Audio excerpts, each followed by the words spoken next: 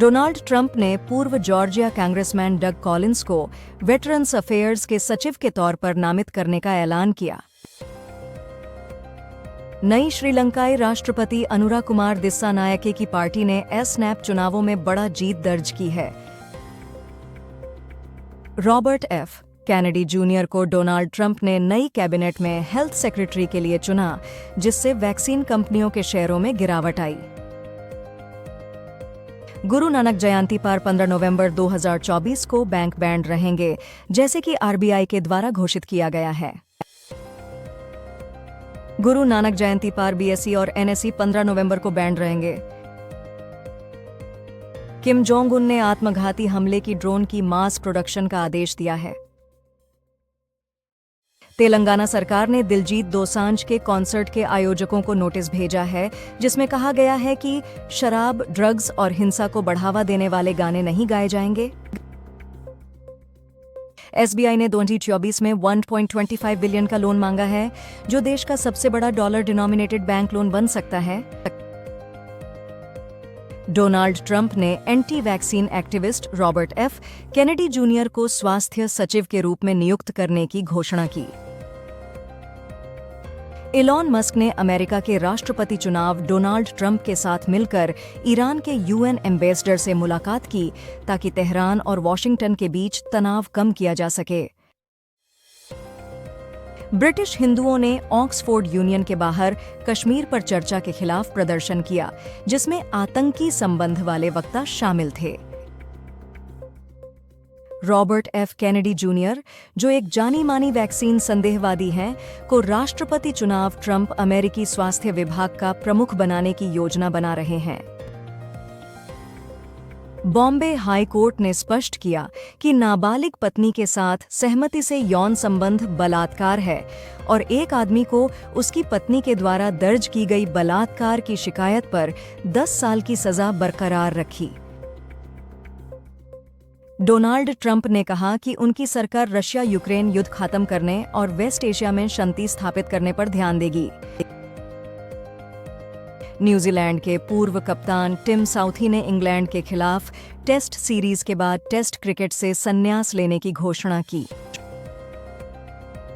PM Modi शुक्रवार को बिहार के जमुई में बिरसा मुंडा की 155वीं जयंती पर 6,640 करोड़ रुपए के परियोजनाओं का उद्घाटन करेंगे। आईसीसी चैंपियंस ट्रॉफी 2025 के लिए पाकिस्तान क्रिकेट बोर्ड ने इंडिया को प्रोवोके करते हुए पोके में ट्रॉफी टूर का ऐलान किया है।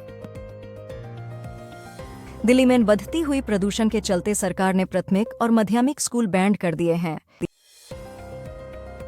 अलेग्रो माइक्रो सिस्टम्स ने हैदराबाद में एक R&D सेंटर शुरू किया है, जिसमें अभी 100 स्किल्ड प्रोफेशनल्स काम कर रहे हैं और यह आगे 500 तक बढ़ाने का प्लान बना रहे हैं। ऑस्कर विनर रसूल पुकुटी ने सूर्या की फिल्म कंगुवा के लाउड म्यूजिक और बैकग्राउंड स्कोर पर रिएक्ट किया, जो 14 नवंबर को रिलीज हुई है और जिसे मिक्स्ड रिस्पॉन्सेज मिल रहे हैं। केएल राहुल को पर्थ में प्रैक्टिस मैच के दौरान राइट एल्बो पर चोट लगी, जो ऑस्ट्रेलिया के खिलाफ पहले टेस्ट से पहले चिंता का विषय है। पेटा इंडिया ने एक्टर वेदिका के साथ मिलकर केरला के एदायर श्री वदक्कुंबद शिवा विष्णु टेम्पल को वदक्कुंबद संकरानारा नाम का लाइफ साइज मैकेनिकल हाथी गिफ्ट किया। ओडिशा के 24 तटीय गांवों को यूनेस्को द्वारा सुनामी रेडी के रूप में मान्यता दी गई है। कोविड क्राइसिस के बावजूद इंडिया पिछले 10 सालों से 7 से 8% की ग्रोथ कर रहा है, यूनियन मिनिस्टर धर्मेंद्र प्रधान ने बताया। 12 लाख से ज्यादा गन्ना काटने वाले मजदूर महाराष्ट्र के चुनाव में वोट नहीं दे पाएंगे, क्योंकि उनका काम 15 नवंबर से शुरू हो रहा है। न्यूजीलैंड संसद में माओरी सांसदों ने इंडिजिनस ट्रीटी बिल के खिलाफ हां का प्रदर्शन किया। सराय काले खान चौक अब बिरसा मुंडा चौक कहलाएगा, यूनियन मिनिस्टर मनोहर लाल खट्टर ने 195वें शताब्दी पर घोषित किया। जापान की अर्थव्यवस्था तीसरी तिमाही में धीमी पड़ी, जबकि प्रधानमंत्री शिगेरू इशिबा मेगा क्वेक चेतावनियों और एक शक्तिशाली टाइफून के चलते वृद्धि को फिर से गति देने की कोशिश कर रहे हैं। हरियाणा के अंशुल कंबोज रणजी ट्रॉफी के इतिहास में एक ही पारी में सभी 10 विकेट लेने वाले केवल तीसरे गेंदबाज बन गए हैं। न्यूजीलैंड की सबसे युवा सांसद 22 वर्षीय हाना रविती मैपी क्लार्क ने विवादित बिल के खिलाफ संसद में पारंपरिक हाका नृत्य का नेतृत्व किया। स्पेन के विला फ्रांका डेल एब्रो में एक रिटायरमेंट होम में आग लगने से कम 10 लोगों की मौत हो गई। आंध्र प्रदेश ने 60 साल और उससे ऊपर के सभी वरिष्ठ नागरिकों के लिए राज्य बसों में 25% किराया छूट की बात दोहराई है।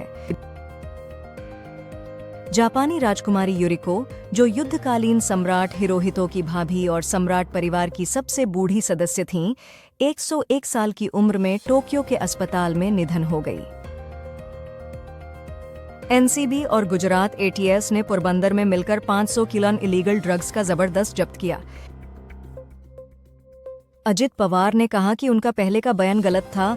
गौतम अदानी सरकार गठन की बैठक में मौजूद नहीं थे। मूडीज ने कहा कि भारतीय अर्थव्यवस्था मजबूत स्थिति में है। 2024 में 7.2% और 2025 में 6.6% जीडीपी वृद्धि का अनुमान लगाया है। मुंबई के बीकेसी मेट्रो स्टेशन के एंट्री गेट के बाहर आग लगने से मुंबई मेट्रो ने पैसेंजर सर्विसेज टेम्पोरेरीली बैंड कर दी हैं। गुजरात के काठियावाड़ तट पर ईरानी नाव से 700 किलोग्राम में ड्रग्स जब्त करके 8 लोगों को गिरफ्तार किया गया। पीएम मोदी को दिल्ली ले जा रहा विमान देवघर हवाई अड्डे पर तकनीकी खराबी का सामना कर रहा है।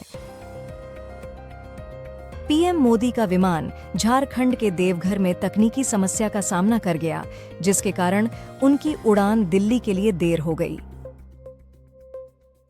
मुंबई बीकेसी मेट्रो स्टेशन पर यात्री सेवाएं अस्थायी रूप से बंद हैं, क्योंकि प्रवेश गेट A4 के बाहर आग लगी थी। सुप्रीम कोर्ट ने केंद्र को सेक्स ट्रैफिकिंग के पीड़ितों के लिए पुनर्वास ढांचे पर जवाब देने को कहा है।